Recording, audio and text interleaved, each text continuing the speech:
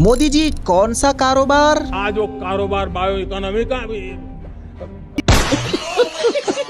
मोदी जी ले दे करके आप फेंकना, सॉरी बोलना, लंबी लंबी बातें जानते थे, अब आप वो भी भूल चुके हो। 2009-10 का कालखंड था, सिर्फ 25 लाख इलेक्ट्रिक व्हीकल हमारे देश में बिके थे। 1.5 लाख इलेक्ट्रिक व्हीकल बिके थे। मोदी जी डिसाइड करो 25 लाख या फिर 1.5 लाख, क्योंकि इन दोनों में जमीनों आसमान का फर्क है भाई। You're right. और ये क्या भाई, बार बार मोदी जी को इतना नीचे देखने की क्या जरूरत पड़ रही है? कोशिश मैंने भारी की, मैंने काफी समय लगाया इसमें। और मोदी जी जो कि हमेशा नेहरू जी को कोसते रहते थे, आज वो नेहरू जी के सपने को लाल किले से लोगों को बता रहे हैं। जिस भारत का सपना नेताजी सुभाष चंद्र बोस ने देखा था, बाबा साहब आम्बेडकर ने देखा था, पंडित नेहरू ने देखा था। साथ ही दोस्तों, इस वीडियो में आपने नोटिस किया होगा कि मोदी जी का कॉन्फिडेंस काफी ज्यादा मिसिंग लग रहा है। आज वो कारोबार बायो इकोनॉमी का भी। तो दोस्तों, आज के इस वीडियो में हम लोग देखेंगे कि हमारे देश में मोदी जी से लेकर मोदी जी की भक्त मंडली तक क्या क्या रायता फैलाया 15 अगस्त के दिन। लेकिन उससे पहले प्लीज वीडियो को लाइक करके चैनल को सब्सक्राइब कर लीजिए। तो सबसे पहले बात कर लेते हैं the most illogical women of India, यानी कि कंगना रनावत के बारे में, जो कहती है कि आजादी 2014 के बाद मिली है और जो आजादी मिली है वो 2014 में मिली है। लेकिन फिर वो इलॉजिकल औरत 15 अगस्त को ये क्या बोल रही है? Happy Independence Day. मतलब कंगना जी, आपसे मेरा और हमारे सारे देशवासियों का एक ही सवाल है। Happy Independence Day. Independence day? पागल हो गई क्या? छी छी छी छी, जिस थाली में खाया उसमें ही छेद। मोदी जी संभालो इस बेवफा को। ये आज आजादी क्यों मना रही है, इसको पता नहीं क्या देश 15 अगस्त नहीं 26 मई को आजाद हुआ था, जब आप पीएम की कुर्सी पर बैठे थे। और भाई, इनको ट्रोल करते हुए रैंटिंग गोला ने भी कहा कि जब तुम्हारे अकॉर्डिंग देश 2014 के बाद आजाद हुआ है, तो फिर तुम 15 अगस्त को आजादी कैसे मना रही हो?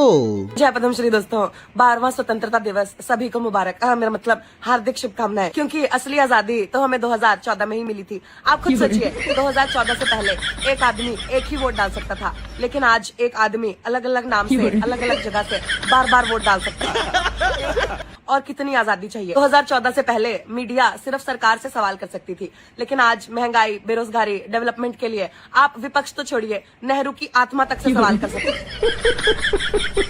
बताइए, यूपीए सरकार में आलोचना सवाल करने पे एफआईआर तक मुश्किल से होती थी, लेकिन यूएपीए सरकार में सवाल आलोचना करने पे आपको जेल तक जाने की आजादी है। ये सिविल डिसोबीडियंस मूवमेंट भी करण जौहर के नेपोटिज्म के खिलाफ था, और ये नेहरू जी ने ट्रिस्ट विद डेस्टिनी नहीं, मेरी मूवी की स्क्रिप्ट पढ़ी थी, इसलिए कोई नहीं चल रही है। ये दांडी मार्च जो हुआ था, ये भी सारे के सारे मेरी ही पिक्चर देखने अब जो आ रही है वो जा रहे थे। और ये जो रिवोल्ट ऑफ 1956 था, ये भी हमारे पिताजी का। रिवोल्ट ऑफ 1957 था, कोई बात नहीं, लेकिन पिताजी का सीना तो 56 इंच। आप खुद बताइए, क्या 2014 से पहले आपकी सड़कें चांद जैसी थी, गड्ढों भरी? क्या 2014 से पहले ब्रिजों को, पुलों को, मेट्रो के स्लैबों को टूटने की आजादी थी? नहीं थी ना। क्या 2014 से पहले एमएलए खरीदने की आजादी थी, वोट चुराने की आजादी थी, वोटर लिस्ट ईवीएम टैंपर करने की आजादी थी? अमेरिका क्या कहता था, क्या हो तुम? आज अमेरिका को कहने का मौका ही नहीं देते हैं, वो पहले ही काम कर देते हैं उनका बिना बोले। 2014 में हमारे मोगली जी ने हमारे देश को असली आजादी दिलाई है, और तब से देश बेचने, मेरा मतलब बचाने में लगे हुए हैं। वहीं दोस्तों, अभी बाबा रामदेव भी बोल रहे हैं कि देश की हालत बहुत खस्ता है, स्कूल डेली बंद हो रहा है, बच्चे प्रोटेस्ट कर रहे हैं। मतलब इनडायरेक्टली बाबा रामदेव जी भी यही बोल रहे हैं कि Modi ji, it's done bro. चारों तरफ देश में हंगामा है। छोटे छोटे स्कूल कॉलेजों से बच्चे निकल रहे हैं कि हमारे यहाँ टीचर नहीं है, हमारे यहाँ लाइट नहीं है, हमारे यहाँ पानी नहीं है, हमारे यहाँ शौचालय नहीं है, हमारे यहाँ टीचर है तो किताबें नहीं है, किताबें है तो टीचर नहीं है, और टीचर है तो पढ़ाई में नकल हो जाती है, कहीं पेपर लीक हो जाता है, और पेपर पास भी कर लिया, 10वीं 12वीं का बोर्ड एग्जाम भी दे लिया, तो 10वीं 12वीं के जो एग्जाम के मार्क्स है वो कहीं जुड़ते ही नहीं है। ये बात तो जरूर है, देश में घपला भी बहुत है। ये घपले ठीक कर लो, नहीं तो कोई ऐसा ना हो कि बाबा रामदेव को दोबारा आंदोलन करना पड़े। अब देखो, हमारे देश में जो अभी हिंदू मुस्लिम की राजनीति होती है, तो इसमें अब्दुल को वैसे भी कुछ फर्क नहीं पड़ रहा है। अब्दुल कल भी पंचर साटता था, आज भी पंचर साट रहा है। बल्कि अब्दुल कल पंचर साटने का 10 रुपए लेता था, आज महंगाई की वजह से अब्दुल पंचर साटने का 50 रुपए ले रहा है। तो भाई फर्क किसको पड़ रहा है, आप खुद सोच लो। एंड आपकी बेटर अंडरस्टैंडिंग के लिए मैं ये वीडियो आप लोगों को दिखा देता हूँ, जरा आप देखिए। 50% लोग तो सिर्फ इस वजह से सरकार की किसी भी बात का विरोध नहीं करते क्योंकि उन्हें डर है कि कहीं हिंदू खतरे में ना आ जाए या कहीं मुस्लिम राज ना आ जाए। इस डर के चलते हुए वे सरकार की किसी भी बात का विरोध नहीं करते, सिर्फ अंधे बहरे गूंगे बने बैठे।